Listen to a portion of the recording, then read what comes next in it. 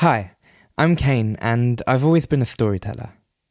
Whether it be through my passion as a singer-songwriter or working as a journalist, I've always been drawn to crazy stories and telling them to my friends. But there are some stories that haven't been told quite enough. So grab a seat, a drink, and hunker down as we delve into the realms of those forgotten stories. Welcome to Breaking Bard.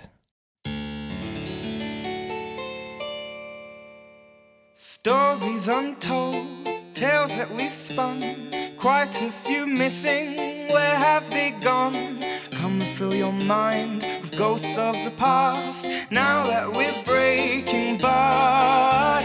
Now that we're breaking bard. Now that we're breaking bard.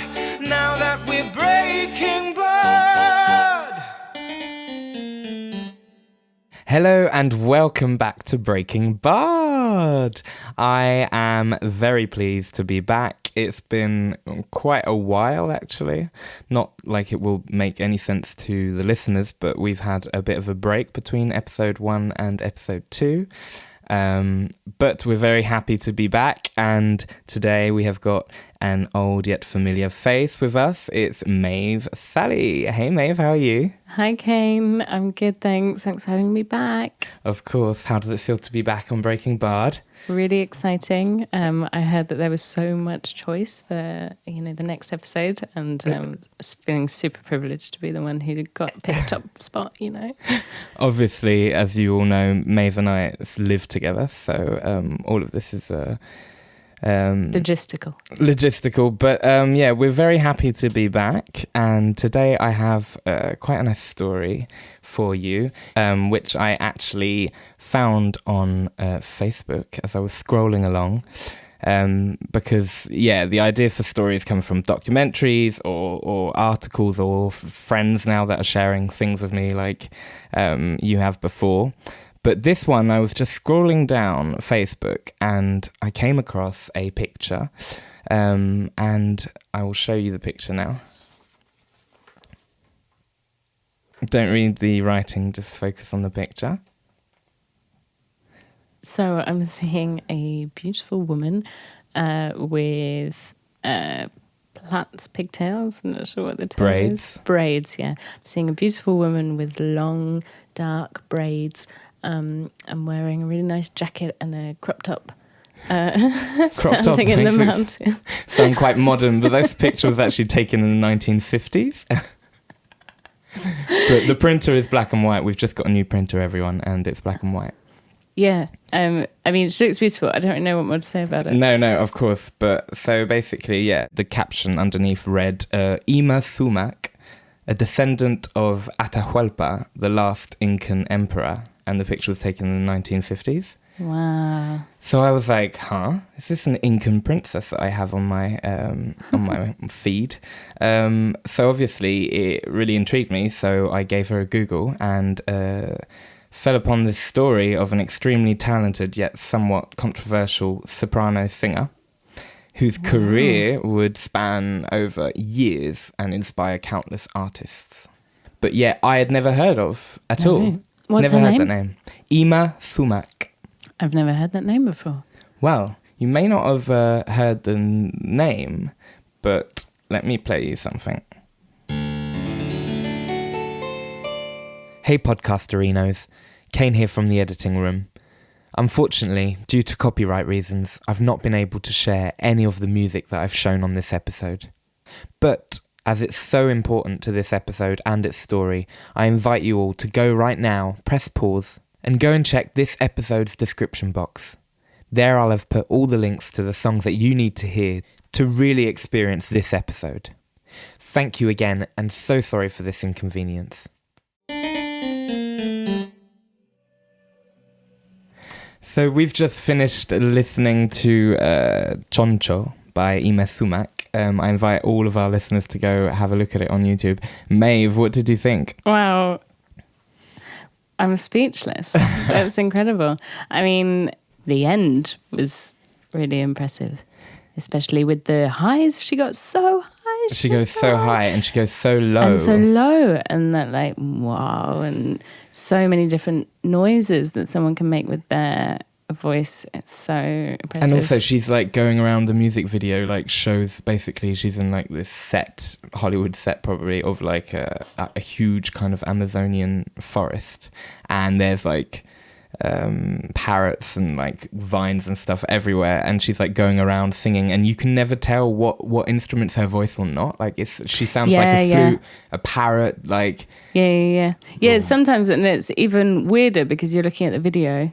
Not weirder, but it's some sounds she's making. It doesn't sound like it should be her making them. And then you look at the video and you see her mouth open and clearly she's making sound, and it's, what a talent. I know. So apparently she could sing 4+ octaves. Wow. Which is huge. That's I can huge. just about hit 4, but that's from my like lowest note to my highest note. But apparently she can hit 5 octaves. So some say, including herself, she can hit 5 octaves. So which is mental. I'm going to show you another video. And so that one as well, which was lip-synced by Jinx Monsoon, which is an amazing song. And I remember hearing that and thinking that can't be one person's voice, right? Yeah, it's a really, that was the first time. And I actually didn't know that was the same song as the other song you showed me, which I know from that funny meme, you know. There's a meme about it. It's honestly, I think, one of my favourite videos. It's a guy like filming himself and making funny faces to that song. And it's just really funny. It's like, and no, of course, and I know it's the one. really funny. And he like sticks his tongue out, and he does like pops, like bulges his eyeballs out and stuff. It's oh gosh, no. It sounds more disgusting than it is. It's just really funny. Well, that's what's so funny is that like we know those songs through things, but I never knew it was Yma Sumac, a Peruvian Incan princess. Like. So I was like, okay, this woman, I need to do a Breaking Bard on her story. And so as usual, I'd like to thank the sources I used to tell this story, which includes an interview with Nicholas Limansky, who is the author of Yma Sumac, The Art Behind the Legend, which is a biography on Sumac, the amazingly detailed NPR podcast episode about her too called The Breakdown, The Spell of Yma Sumac from the USA Latino department, and some various articles on her, obviously, and her Wikipedia page. But so I was like, okay, so who is Yma Sumac? So let's dive into her story. So Zoila Augusta Emperatriz Chavarri del Castillo was born on September the 10th, 1923 in Ichocan near Cajamarca in Peru. Wow. So yeah, I had to practice that a little bit. But what a name. I mean... Great name. Emperatriz Chavarri, and apparently it's through the Chavarri line that she claims her Incan descent. But we'll get to that later. So she was born in 1923, so just after the turn of the 20th century. And she grew up in Lima and was the baby of 6 children. Excuse me? Yeah, 6 children. She was the baby of 6 children. The baby, sorry. She was the last of 6 children. I don't know why I wrote it like this. Honestly, when I read back what I've written, I'm like, who is this person? But yeah, no, she was the last child. Okay. One of 6. One of 6, the last of 6. But growing up, she always loved to sing, but had no lessons. So she was self-taught. All of what you just heard. Wow. Yeah, that's where you're like, okay. But when she told her mother she wanted to be a singer, her mother was disappointed and told her that she couldn't be. So Zoila kept singing and decided to change her name in order to continue her passion without being dissuaded by her parents. And her stage name, Yma Sumac, was based on her mother's name, which was derived from Yma Sumac, which is Quechua for how beautiful! ! Oh. But in a French TV documentary in 1993, Yma Sumac can be heard saying her name meant beautiful flower or beautiful girl, and said, quote, "I was born in Peru 2,000 years ago, but I'm still young." So honestly, when you see the interviews, she's got such a character. Yeah. In the Maybe interview, she's reincarnated. Well, you know, I think... Well, with that voice, I mean, by many, many different kind of things. In the interview, she explains that only her sister knew that she sang, and that one day her family was listening to the radio when a recording of her came out, and her sister said to her mother, "Mother, do you know who this is?" To which her mum said, "No, but she sings beautifully." Oh, no. So, but then she started making it. In 1942, she joins a folkloric group and marries the director of the group, Moises Vivanco, the same year, which is always a bit like... Yeah. But don't always stick your fingers where you cook your pies. Exactly the variation of that expression. Yeah, exactly that one. I couldn't have done better. No, but yeah, in the next 4 years, she would perform mainly Peruvian folklore music all across South America. She then plays in Mexico and Argentina, which were considered the meccas of the entertainment industry in South America. Yeah. So then, having reached the top at home, she and her husband formed the Inca Trio and moved to New York in 1946. Oh. So imagine New York, 1946. 46, yeah. They're from Peru. They're like, let's do this. War's just finished. Exactly. And this is quite important. So at the time, North America was also seeing a big boom in folk music. So the Inca Trio thought, well, that will be fine. But the world wasn't quite ready, and they didn't make an impact at all until the 1950s brought in a new style of music, Exotica. Oh, yes. So this is where I really like the story, because it becomes more than a woman, a singer's life. I discovered this genre, which is quite problematic, actually. So what is Exotica? It was named after Martin Denny, who is a jazz pianist who pioneered the genre with an album of the same name, basically, called Exotica. And basically, it was music popular between the 50s to mid-60s with the Americans who had come of age during World War II. So exactly what you were saying, Maeve. Okay. So people who'd just grown up with, the war and stuff, and at the same time, this genre, so sonically, it tries to tell stories through a non-native experience of foreign landscapes, and mythical Shangri-Las, from the oceanic islands to the Caribbean, tribal Africa, the Andes, the Amazon basin, and Southeast Asia. And so Martin Denny described the musical style himself as, quote, a combination of the South Pacific and the Orient, what a lot of people imagine the islands to be like. It's pure fantasy, though. So it's basically cultural appropriation in a genre. And so creating, what then led to our kind of Western views of these like foreign places, the magical Andes and all of this. And they try it, and it was basically through sound.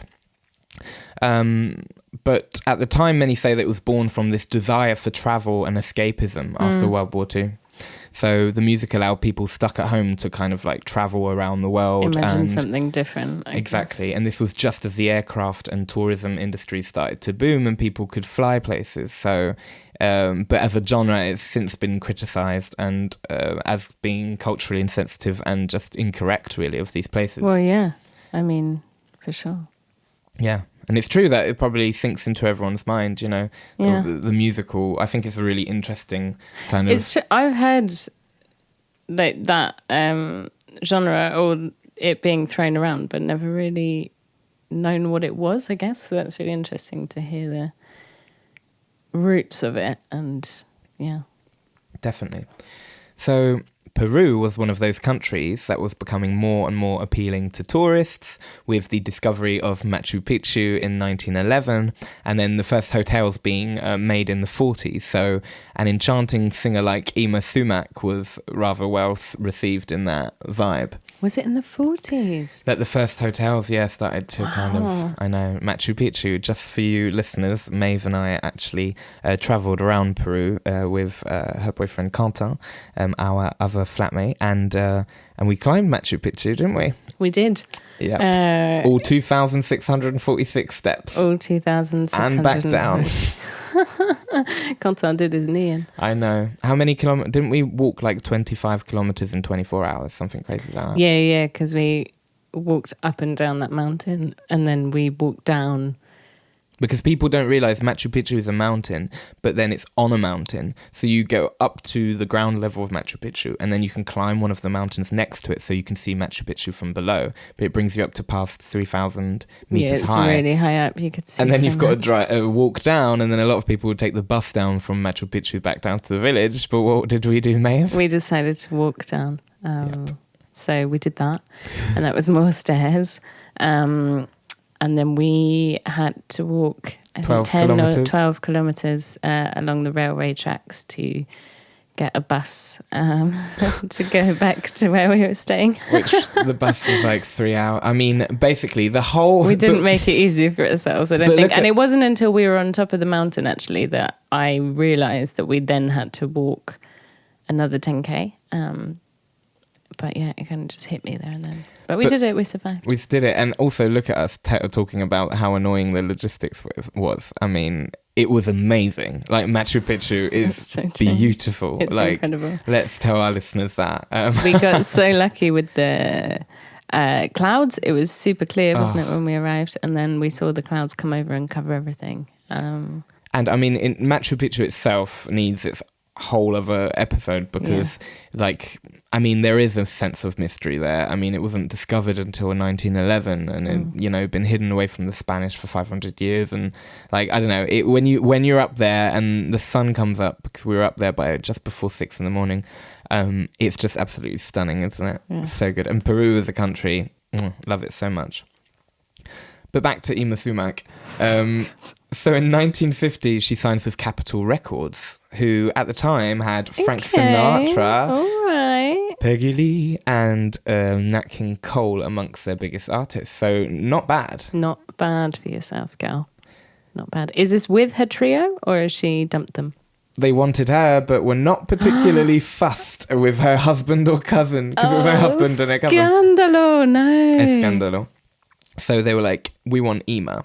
Also, originally her name was written Imma, but they changed it to Yma with a Y because it was more exotic. Oh. So thanks. You see the vibe here. Sure. So, fun fact, Frank Sinatra opened for Yma Sumac in Japan. So this is what I mean. Why have we not heard of her? She was up with Frank Sinatra. That's why I was like, how interesting. Yeah, that's really interesting. I mean, his career went up and down a bit, didn't it? But famously. That's a whole other... whole other episode. Just going to do every singer that ever existed. So her first record, The Voice of the Exotica, was released in September 1950. Yma sold over 100,000 copies, which was huge for the time because promotion and the internet didn't exist. Basically. Gosh, shifting all of those. 100,000 copies. The album was number 1 on Varieties and has never been out of print at all since. In over 70 years. It's never been out of print. People have kept buying it. Wow. So that's really rare. That's incredible. So again, it's like this person... That's like legends right there, when exactly. It's when you look 30, 40 years later and people are still buying those records. It's like, Her voice mixed popular music, an exotic musical universe, and classical, almost operatic singing. But again, she was never trained as an opera singer. Yeah, but it is quite operatic. I mean, the vibrato, the trills, it's... Exactly. No, it's not. But so in a way, she was free of that classical rigor. Of the training, yeah. I mean, it's like chefs, sometimes if they've gone through classical training, it's good, but then... got to think outside the box. Exactly. And a lot of people I've seen since have said she could have been a great opera singer, or she could have been a great pop singer or lounge singer, but she was this weird mix of both. Yeah, she did what she pleased. Exactly. Break boundaries, I say. Definitely. So, her diverse voice and questionable exotic instrumentation would transport people, and she gained a huge global following. Basically, it was as if it was Beyonce at the time. The sales, if you compare...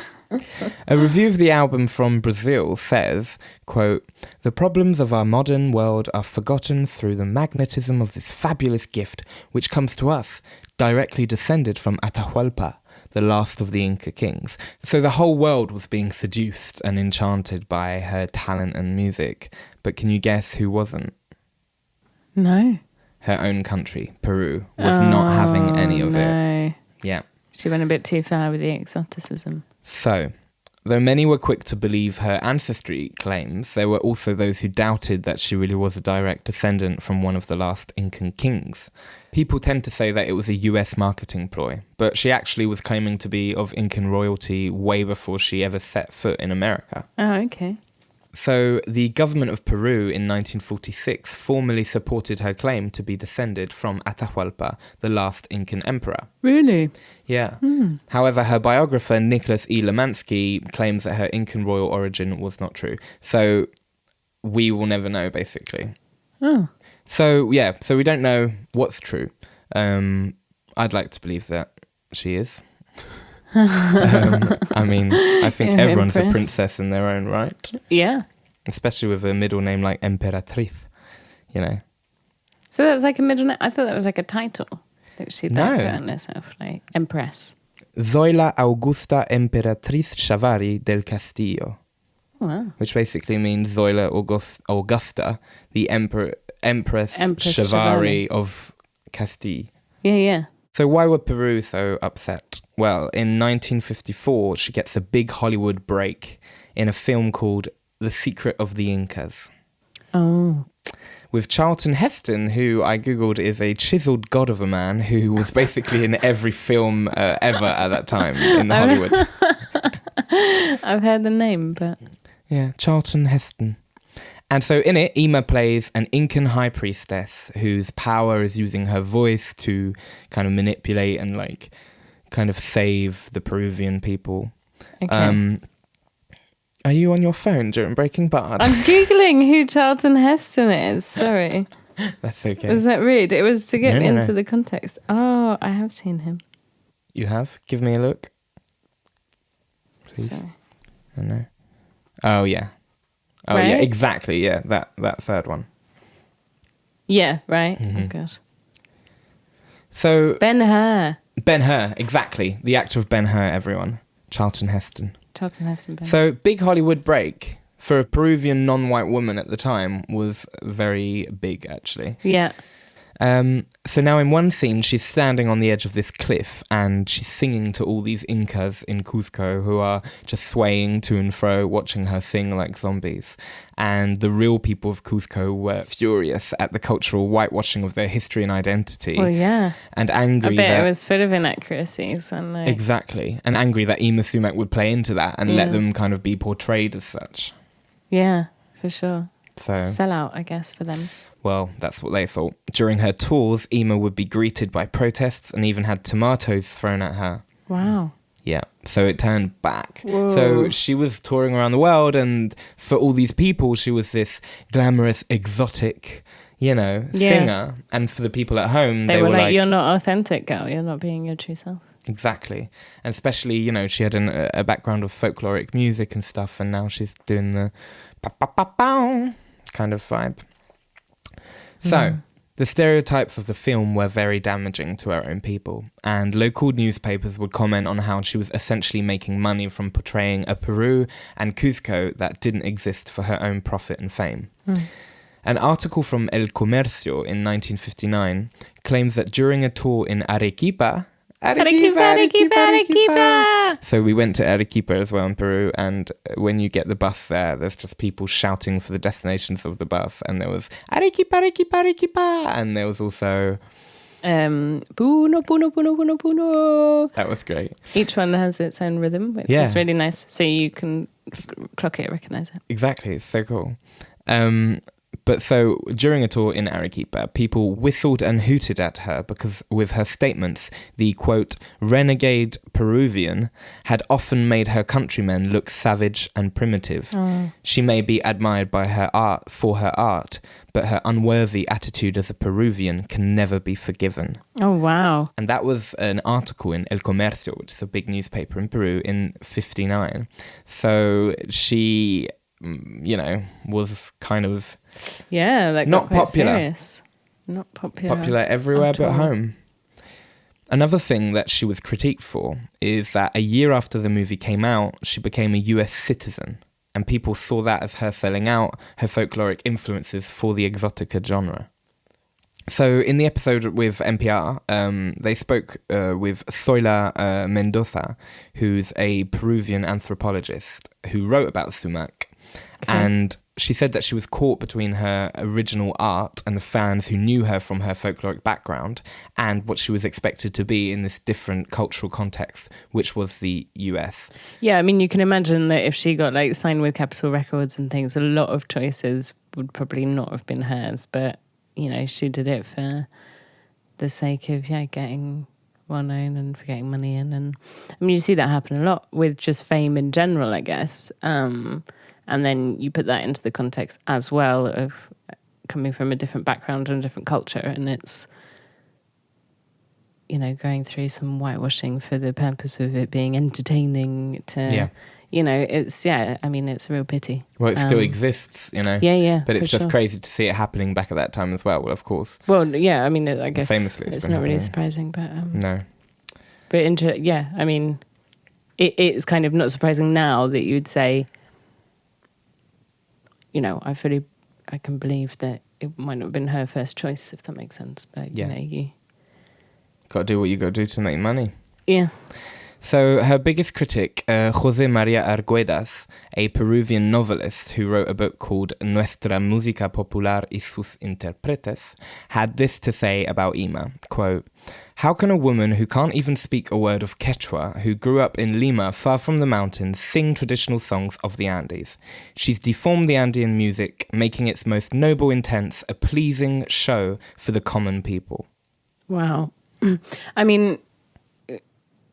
Yeah, I guess it's interesting because Lima is pretty different, generally speaking, to the mountains of Peru, and which still holds I think the strongest kind of native identity, I guess. Yeah. So very tough words from interesting. That guy. Well, and it's I guess they understand the context as well of. Yeah, but we'll get to that actually. So on top of all of this, Yma was a bit of a diva. She was known to say that the only reason people knew Peru was because of her. Wow. Okay. And she walked off of a TV show in Peru in the 70s after getting into an argument with the host. So yeah, there was not a lot of love lost there. An interesting part of all of this is that she hardly ever returned to Peru. And she never spoke about the whole culture identity debate. All of these critiques, everything, she never answered to it. Wow. She never once, in an interview, she went off, did her own thing, got famous, in it for herself. Yeah. And then the people who were like, hey, you're like, you know, disrespecting us and stuff, she never answered them. She never brought up the debate.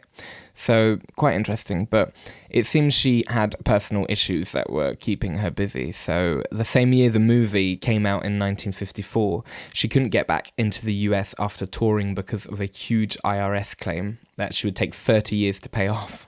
No. So her new home was kind of proving to be quite difficult for her too. And then 1 year later in 1955, her personal secretary, secretary, I never know how to say. Secretary. It is a hard one, isn't it? Yeah, you can go two ways about it. Yeah. Her personal secretary filed... No, that sounds wrong. Yeah, it sounds wrong now. Secretary. Her personal secretary filed a paternity claim for her two twins to her husband, Moise. Oh, no. So Yma found out... Dirty. Yeah. Dog. She took camera crews and confronted the secretary. Holy shit, it's like Real Housewives of, where was she? Beverly Hills. That was in 55 in New York. That was the beginning of reality TV. Exactly. You've been with my husband? Yma, no. So the thing is, Moise took care of everything. Once he was made, you know, back in the back shadow by Capitol Records when they were like, we don't want the husband or we don't want the cousin. So he took care of everything. He produced, managed, and did all of her financials. So then she was like, uh-oh. So she wasn't really aware of her financials, and then she wasn't with him anymore. So she became solitary and would be known to stop concerts in the middle if she didn't like the mixing or things like that. Terrible. So you've got to be professional about these things, really. You can't let the fame go to your head. Well, so this is where I think it goes interesting because the story is judging in her in one way, and then what I really loved about the NPR episode is that they put this question now on the look of how women have always been treated. So there was this growing image of a solitary diva who was proud and temperamental, not unlike other divas like Maria Callas, one of my favourite opera singers, whose life was just as dramatic. And the NPR episode puts this interesting point that a lot of artists like her were judged way too harshly at the time, still are, because of the simple fact that they were women. I mean, it's true. Even now you look at the smear campaigns that they're against women, and it's like, you know, actors or people that the tabloids make you obsessed with by talking about them all the time, until you get bored of them, and then they rip them to shreds and like chuck them down, and it's all manipulation tactics just to drag women who are doing great jobs and who are really talented and drag them down. Drag them through the mud, yeah. So let's go back to those critiques because before. they're different and they have a different voice or want to, you know, express themselves in a different way from the mainstream. Exactly. That's so true. But also, I mean, when you think about it, so nearly all the people who criticised her were men. And that guy who said she couldn't speak any Quechua actually finished that quote by saying, but thankfully her husband, Moise, is there to save the day, as he is basically a true Peruvian and grew up where this other person, like, deemed a true Peruvian must have lived. Right. So today there's still quite a lot of violence towards women in Peru, and I was looking into this and I found a study made in July 2018 by Jorge M. Agüero called The Prevalence of Violence Against Women Among Different Ethnic Groups in Peru. And I read some of the study, and to paraphrase it, the interesting kind of point is that there's this intersectionality between violence against Peruvian women and the languages that they speak and what percentages they speak them at. So, for example, a woman who grew up speaking an indigenous language like Quechua, but now speaks Spanish more, would have a higher chance of being assaulted. Really? Yeah. So there is definitely this, there's this prevalence of society of kind of the ethnicity and the language as well, which I find quite interesting. Very. So then the 60s gives birth to rock and roll and the first man on the moon. And though people were slowly beginning to forget Yma, this is the second decade of her 7 decades, she wouldn't give in. She continued to tour and even had a comeback album, which was a rock album called Miracles in 1972. So, like, can you imagine that voice in a rock album? Yeah, that would be pretty intense. Stadium rock. Yeah! Yeah. Amazing. But so she performed her last concert in 1997 in Montreal, and she became this LGBTQ icon, and her music was even played in Mad Men or The Big Lebowski, and Black Eyed Peas and Robin Thicke sampled her too. Oh, really? Yeah. What songs are on Black Eyed Peas? Let's have a look. It's Hands Up. Oh. So she kind of found this new whole generation in the 70s and 80s.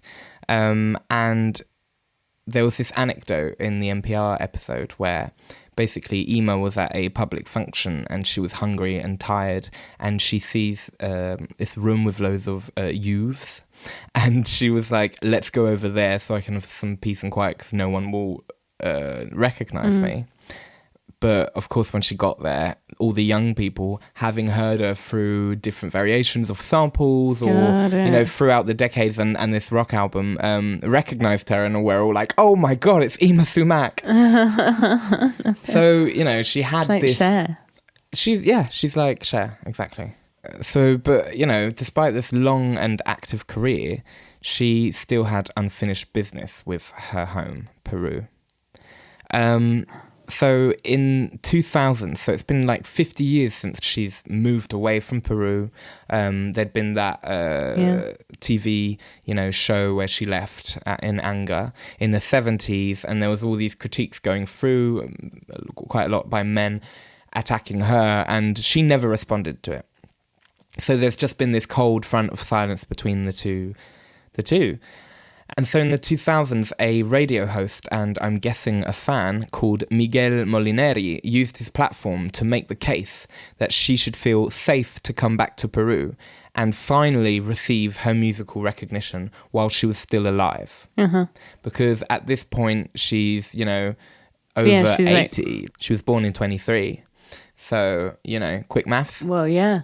Well, what are we, early 2000s? It was 2000, yeah. 2000s. So 80s, yeah. Wow. So she was over 80, and so they were like, basically, this whole time she hadn't been recognised for her talent.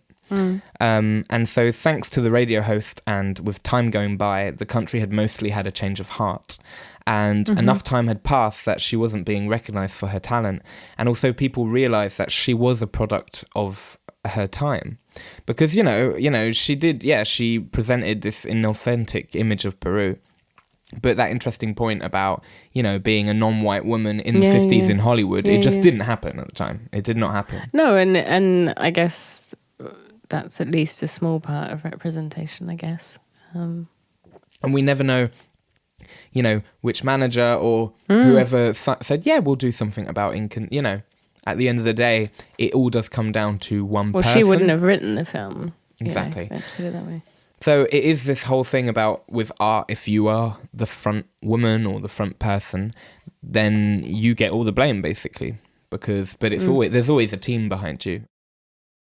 So there's a quote in Peru that says that no one is a prophet in their own land. And so that means that a lot of the time people have to leave their home to become great or be seen as great. And, a lot of people do that. They leave the nest and they go to the big cities. Big fish in a small pond, Exactly. So Yma finally returns home in 2006 and is awarded the Orden del Sol award, which is the highest award given in Peru by President Alejandro Toledo. What a beautiful name for an award. I know, the Orden del Sol, which means the Order of the Sun. Order of the Sun. So she comes back, and as she walks into the government building to receive the award, of course, they played El Condor Pasa, which is the biggest tune in the world. You can't go to Peru and not hear El Condor Pasa.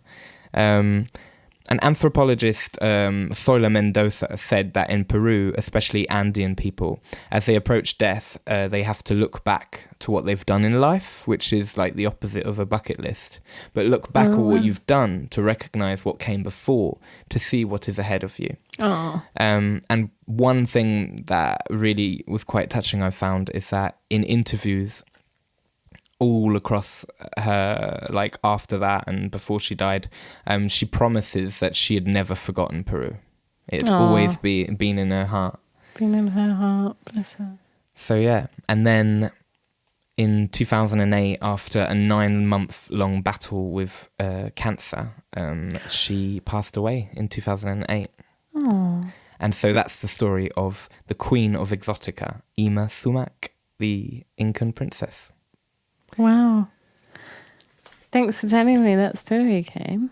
Yeah, it's an interesting one. I thought, I don't know, she really intrigued me. And it's the fact that she was so big. And again, this thing of like us being in the Western world, we've actually heard her getting through, but there's so much to her music and stuff that we haven't heard, because that's kind of not what reaches us. And so yeah, definitely. And it's really interesting what you were saying. I mean, it's extra interesting because it touches on a lot of different topics as well, and kind of the progression of just, like music and pop and even film or whatever in the States as well, and kind of intertwines with that, and, question around appropriation. And definitely. And there's always that debate today about cultural appropriation with music, because music is such a universal thing too. Yeah. And this, you know, cultural appreciation versus appropriation. And I just think it's very brave for the people of Cusco after that film to, you know, be like, no, we're not having this. Like, this is not Peru. And even though the hate was directed at Yma, I just would like to hope that Hollywood kind of heard it too, you know? Yeah. Because she was basically ostracized because of that. But as we said, you know, how much of a responsibility does she really have? Yeah. Compared to all the other white people that are in it. Yeah, exactly. Oh, right. So yeah, I'll leave you with some last music with her, podcast listeners. And if you like this episode, please subscribe and follow and watch out for the next one. Thank you very much. Thank you. Bye. Bye. Now that we're breaking bars.